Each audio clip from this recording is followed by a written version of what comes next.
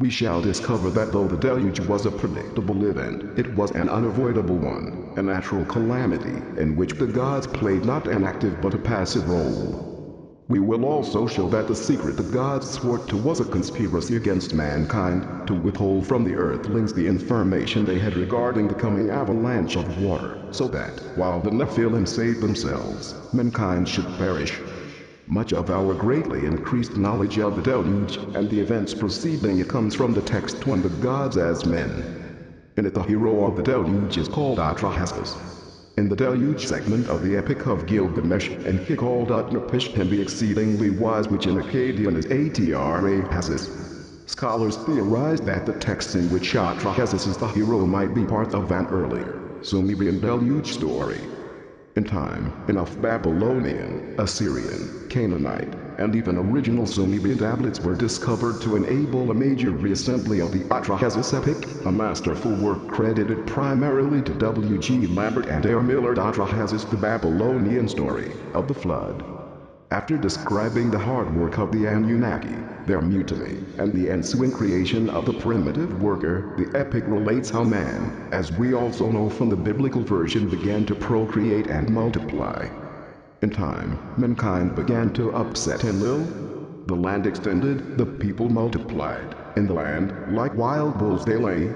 The god got disturbed by their conjugations. The god Enlil heard their pronouncements, and said, the great gods oppressive hath become the pronouncements of mankind, their conjugations deprive me of sleep. Enlil, once again cast as the prosecutor of mankind, then ordered a punishment. We would expect to read now of the coming deluge, but not so surprisingly.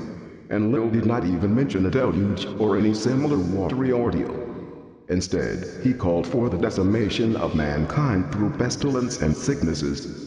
The Akkadian and Assyrian versions of the epic speak of aches, dizziness, chills, fever, as well as disease, sickness, plague, and pestilence afflicting mankind and its livestock following Enlil's call for punishment. But Enlil's scheme did not work. The one who was exceedingly wise, Atrahasis, happened to be especially close to the god Enki. Telling his own story in some of the versions, he says, I am Atrahasis. I lived in the temple of Ea, my lord. With his mind alert to his lord Enki, Atrahasis appealed to him to undo his brother Enlil's plan. O Lord, mankind groans, the anger of the gods consumes the land. Yet it is thou who hast created us. Let there cease the aches, the dizziness, the chills, the fever. Until more pieces of the broken off tablets are found, we shall not know what Enki's advice was. He said of something, let there appear in the land. Whatever it was, it worked. Soon thereafter, Enlil complained bitterly to the gods that the people have not diminished, they are more numerous than before. He then proceeded to outline the extermination of mankind through starvation. Let supplies be cut off from the people, in their bellies. Let fruit and vegetables be wanting. The famine was to be achieved through natural forces, by a lack of rain, and failing irrigation. Let the rains of the rain god be withheld from above, below. Let the waters not rise from their sources. Let the wind blow, and parch the ground. Let the clouds thicken, but hold back the downpour.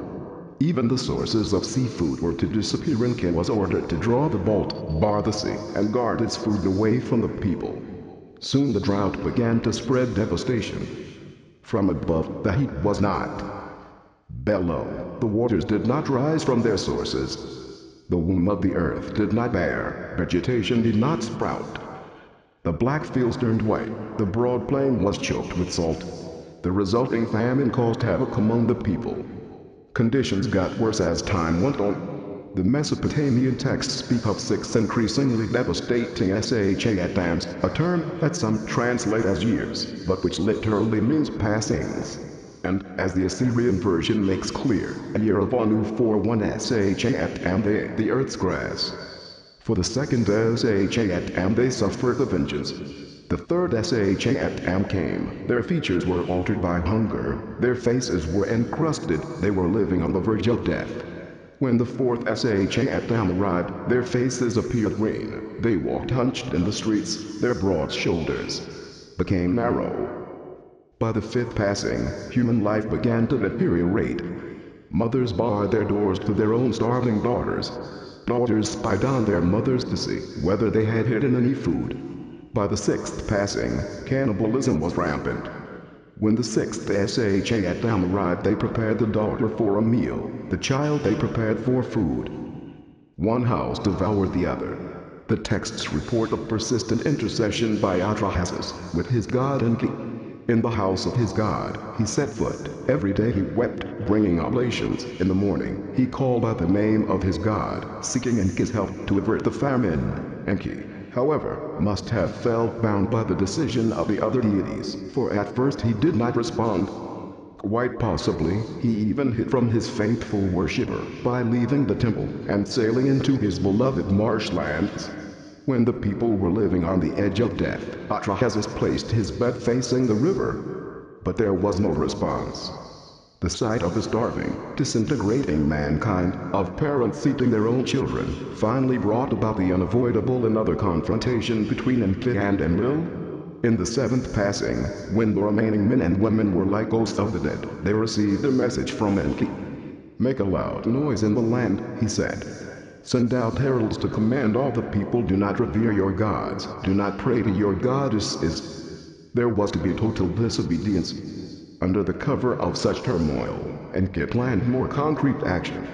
The text, quite fragmented at this point, disclose that he convened a secret assembly of elders in his temple. They entered, they took counsel in the house of Enki. First Enki exonerated himself, telling them how he had opposed the acts of the other gods. Then he outlined a plan of action. It somehow involved his command of the seas and the lower world.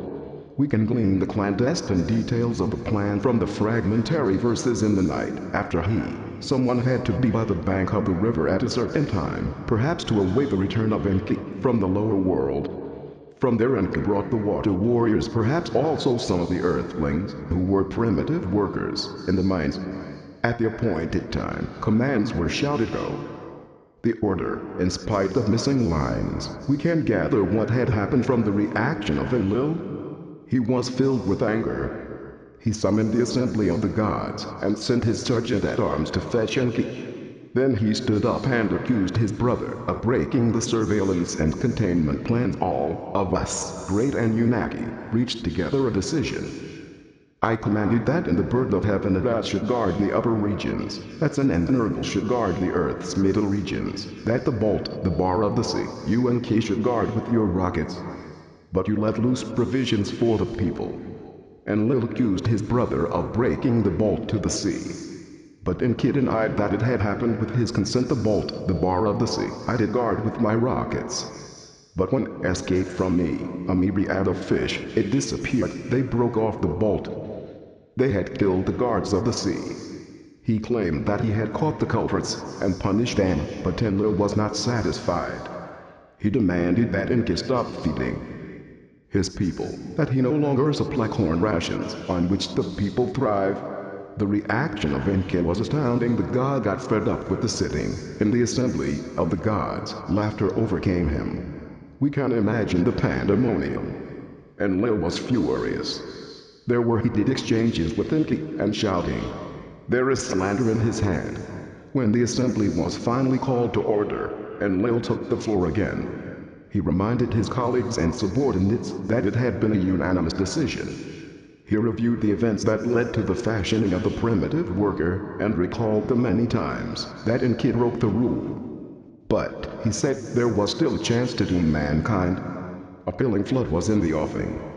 The approaching catastrophe had to be kept a secret from the people. He called on the assembly to swear themselves to secrecy, and, most important, to bind Prince Enki by an oath. Enlil opened his mouth to speak and address the assembly of all the gods. Come, all of us, and take an oath regarding the killing flood. Anu swore first, Enlil swore, his sons swore with him. When the gods fled from earth at first, Enki refused to take the oath. Why will you bind me with an oath? He asked. Am I to raise my hands against my own humans? But he was finally forced to take the oath. One of the texts specifically states Anu, Enlil, Enki, and Ninhursag, the gods of heaven and earth, had taken the oath. The die was cast. What was the oath he was bound by? As Enki chose to interpret it, he swore not to reveal